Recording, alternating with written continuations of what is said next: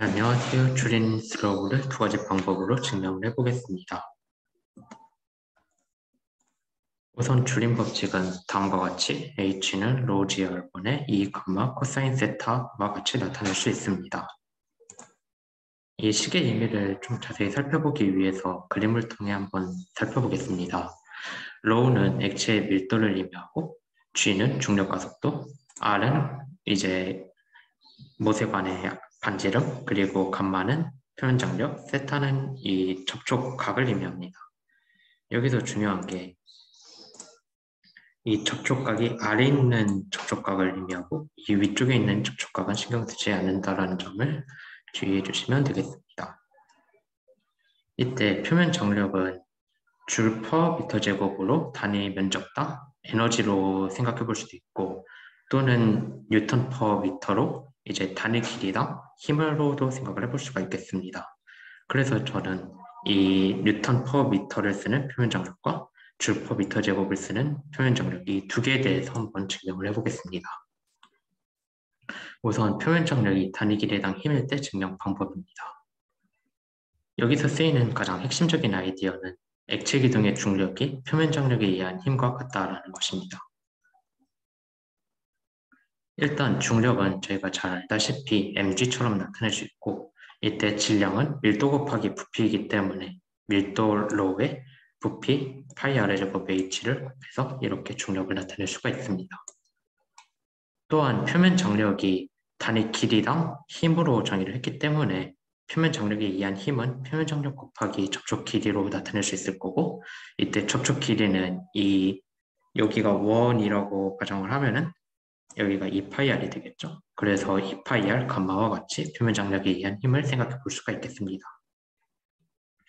하지만 여기서 신경을 써줘야 될 게, 저희가 힘 평형 방정식을 사용을 한다고 했는데 여기서 표면 장력에 의한 힘의 방향은 이쪽으로 나아갈 것이고 중력에 의한 힘은 이쪽 방향일 것입니다.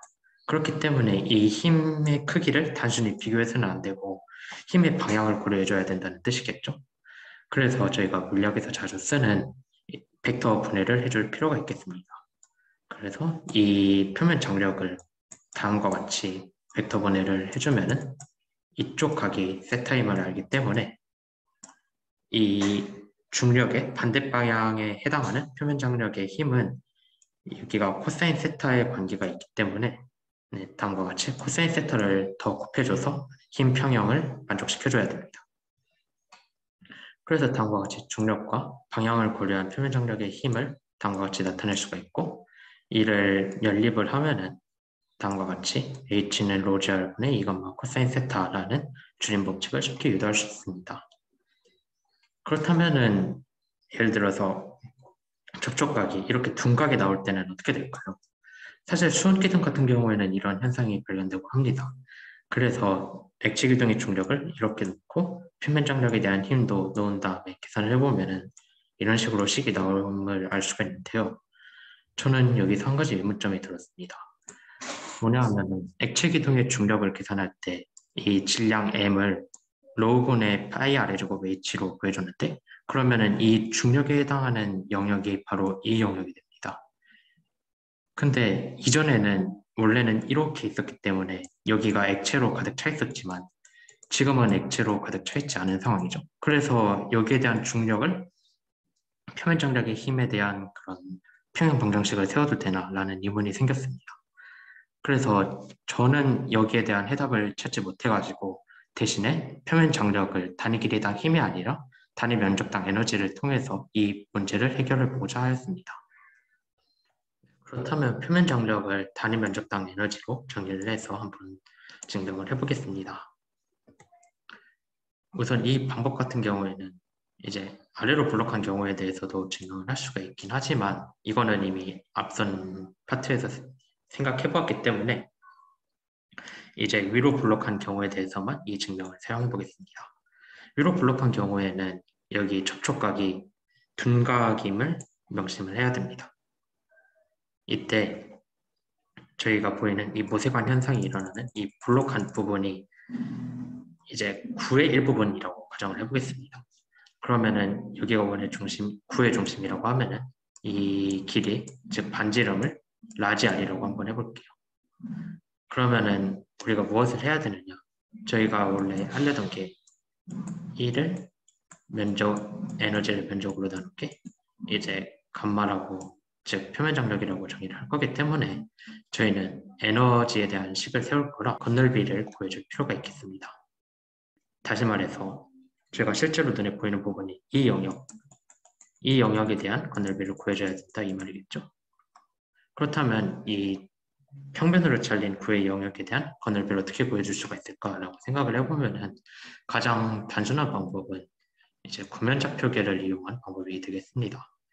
이렇게 구면좌표계에서는 건널비를 구하는 방법이 이제 이 세로 길이가 r d 세타고 가로 길이가 r sin 세타 d 파이이기 때문에 이를 이용해서 다음과 같이 식을 세워줄 수가 있겠고요.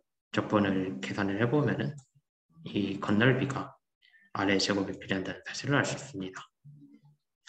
물론 이렇게 해도 이제 건널비를 유도를 할 수가 있겠지만 결국에는 저희가 필요한 거는 나중에 k가 소거될 거기 때문에 a가 r의 제곱에 비례한다라는 것만 보이면 되는데요. 어차피 이중적분이 국요 과정에도 안 맞기도 하고 해서 그냥 직관적으로 건널비가 r의 제곱에 비례한다라는 것만 한번 생각을 해보겠습니다. 네, 다음과 같이 이게 저희가 봤던 잘린 구의 모형 그거였고요. 이 친구하고는 결국에는 어떤 원이라고 생각을 해보면 여기가 중심각이 같기 때문에 이 두 친구가 서로 닮음인 관계에 있다는 걸 직관적으로 알 수가 있습니다. 이때 닮음이면은 넓이비를 저희가 생각을 해볼 수가 있겠죠. 넓이비는 닮음비의 제곱임을 저희가 알고 있고 이때 구의 닮음비 같은 경우는 결국엔 반지름비와 똑같기 때문에 반지름의 제곱비와 똑같음을 할 수 있습니다. 넓이비가 말이죠. 즉 넓이가 반지름의 제곱에 비례해야 된다. 즉 A가 R의 제곱에 비례해야 된다라고 저희가 닮음을 통해서 생각을 할 수 있기 때문에 A를 KR의 제곱으로 생각을 할 수 있겠습니다. 네, 그렇다면 저희가 할 거는 무엇이냐?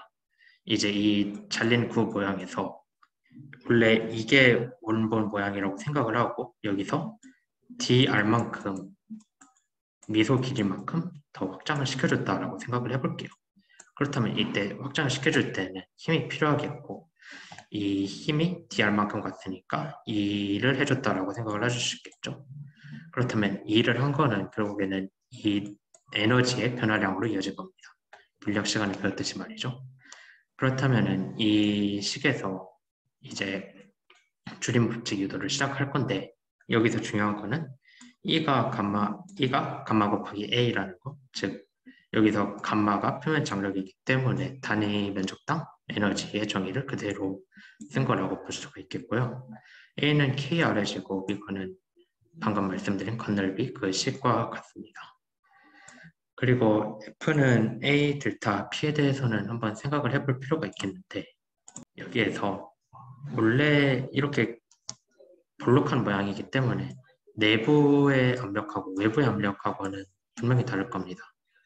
여기에 압력이 좀 더 크기 때문에 이쪽으로 볼록한 모양이 나올 수가 있는 거겠죠.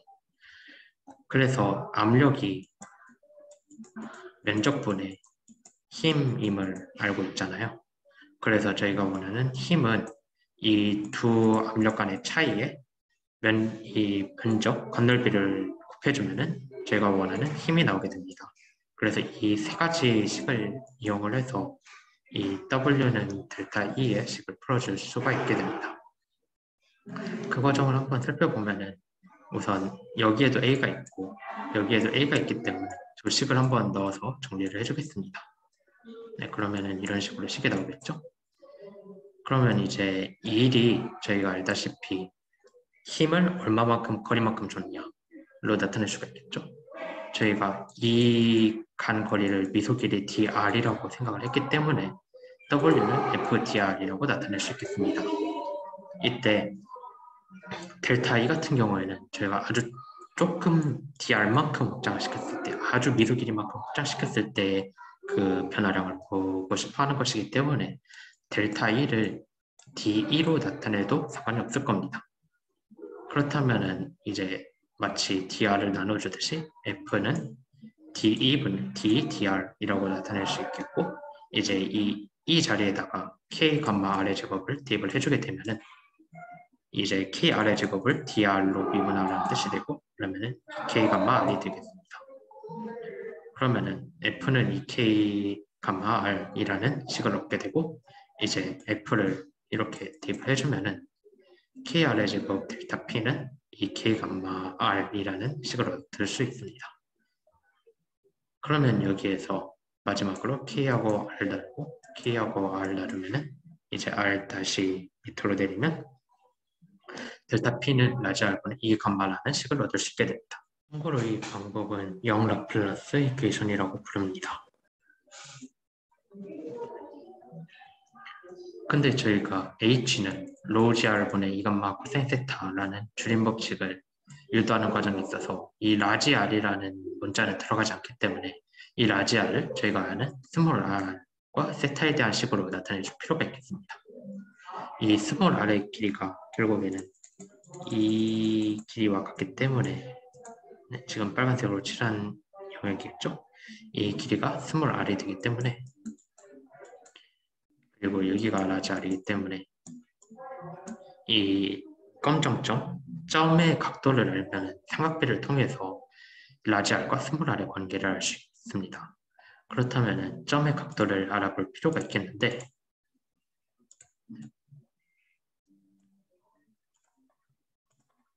여기에서 이게 원이기 때문에 여기가 중심이라고 하면은 이게 접선이고, 그러면 여기가 수직함을 알 수가 있습니다. 그러면 이 각이 세타 빼기 2분의 파이가 되겠죠? 그리고 이 직선과 이 직선이 서로 평행한 관계에 있기 때문에 여기가 세타 마이너스 2분의 파이면 이 점도 세타 마이너스 2분의 파일 겁니다. 이런 식으로 점이 세타 마이너스 2분의 파이임을 알 수가 있겠죠? 그렇다면 여기가 지각 삼각형이기 때문에 라지 r과 r에 대해서 삼각비를 써줄 수가 있게 됩니다. 이런 식으로 말이죠. 라지 r은 사인 점분의 스몰 r이라고 쓸 수 있고, 이제 점을 대입을 해주면은 라지 r이 마이너스 r 세컨드 세타라고 생각을 해줄 수가 있습니다. 여기서 세타가 둔각이기 때문에 세컨드 세타가 음수가 되고, 그래서 여기 마이너스 붙어서 라지 r은 결국 양수가 됩니다. 그래서 라지 r은 마이너스 스몰 r 세컨드 세타를 델타 p의 식에 넣어주게 되면은 이런 식으로 델타 p를 스몰 r과 세타에 대해서 변할 수가 있게 됩니다.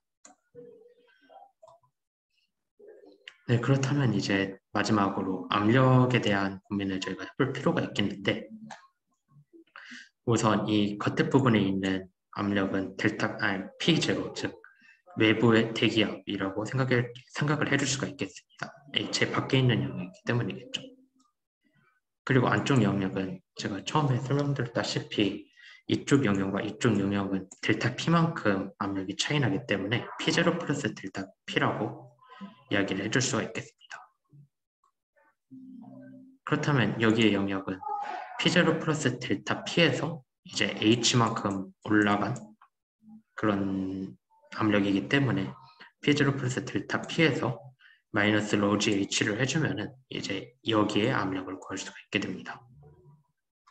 근데 여기 압력은 결국에는 이 외부의 압력과 똑같기 때문에 P0, 즉 대기압과 같게 되겠죠.